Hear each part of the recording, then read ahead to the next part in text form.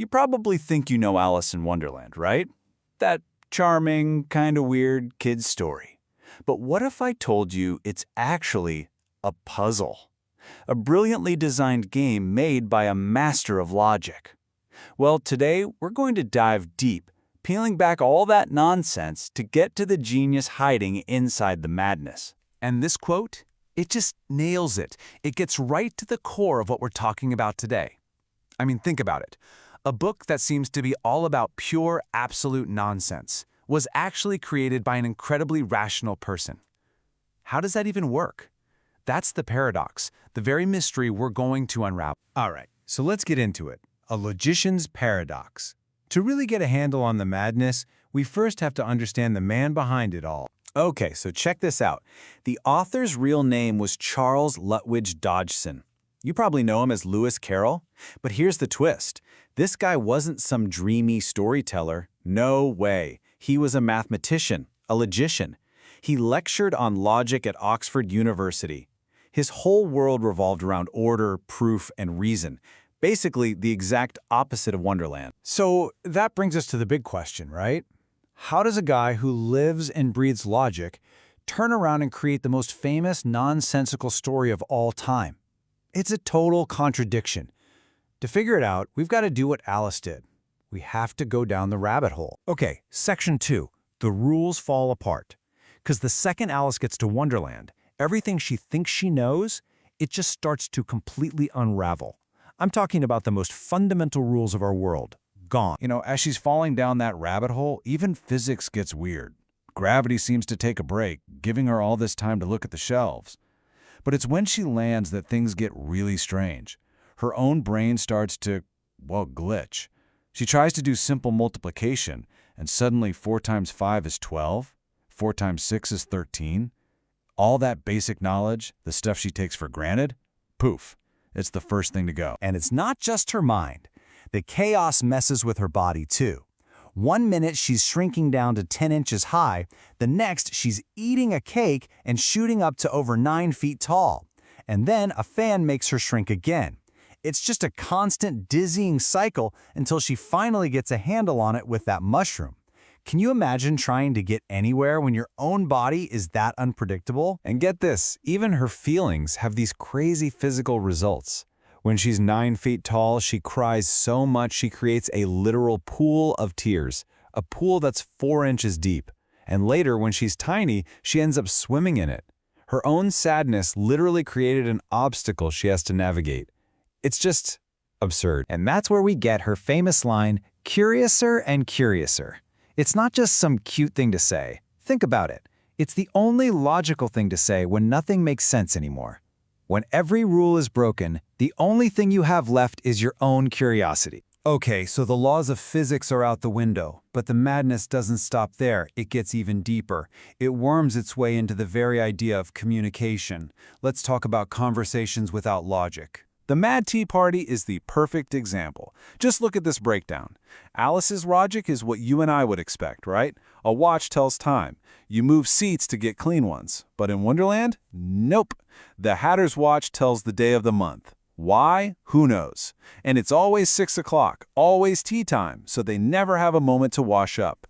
Every single time Alice tries to apply basic reason, she just runs headfirst into a wall of delightful nonsense. And then there's the Dormouse's story about the 3 sisters who lived on treacle.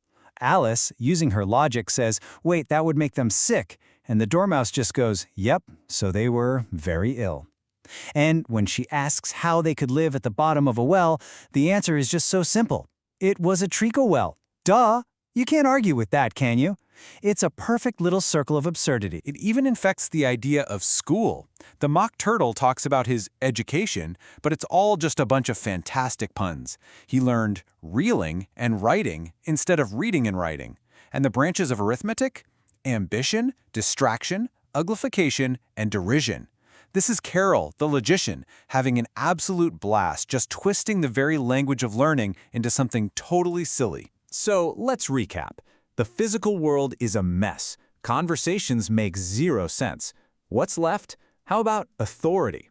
You know, power, rules, justice. Well, in Wonderland, that's maybe the biggest and scariest joke of them all. I mean, Just look at the Queen's croquet game. It's a complete farce. Your mallet is a live flamingo that refuses to stay still. Your ball is a hedgehog that decides to just unroll and walk off, and the hoops, they're soldiers who get bored and wander away. You can't play. It's the perfect picture of what her rule is like, just trying to force your will on a world that absolutely refuses to obey. And what's her answer to every single problem? You know it. Off with his head! It's not justice. It's not a trial. It's just a raw, irrational command. It's power with no logic, no reason, just pure impulse. This is where the law becomes a total joke. During the trial, Alice starts growing, right? So the king just makes up a rule. Rule 42, all persons more than a mile high to leave the court. Alice calls him out, says you just invented that, and the king's defense is just classic Wonderland. It's the oldest rule in the book. C. The law here isn't about what's right. It's just another tool for the people in charge. And then we get the ultimate line, the Queen's masterpiece of illogical justice. Sentence first, verdict afterwards. I mean, wow, that is the absolute peak of Wonderland's attack on reason. It completely flips the entire idea of justice on its head. It's not just broken logic, it's anti-logic. Okay, so after all this, after the wonky physics, the crazy conversations, the backwards laws, Alice has had enough. She finally hits her breaking point. And right there, in that moment of pure frustration, she finds her power. This is it, the big moment. She just stops. She stops trying to figure out their insane rules, stops trying to play their game, and instead, she uses her own logic. She looks at the terrifying queen and the whole court and says, "Who cares for you? You're nothing but a pack of cards." And with that one simple, logical statement, the whole illusion just shatters.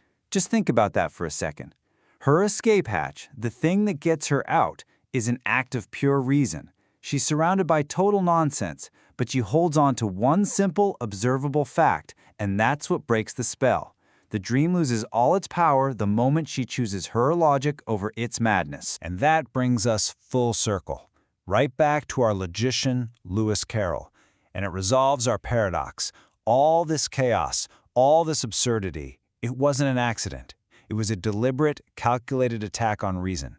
And you know what? To attack reason that well, you have to understand it perfectly. You have to be a master of the rules to know exactly how to break them. Alice in Wonderland isn't just nonsense. It's a masterclass in what happens when sense disappears. So what does all this mean for us? What can we learn from a world where nonsense is the only rule? Well, maybe by taking us to a place where logic completely breaks down, Carroll is actually showing us how vital it is. He's making us see all the invisible rules that we just take for granted. And maybe the best way to really get a grip on logic is to spend some time in a world where it's nowhere to be found.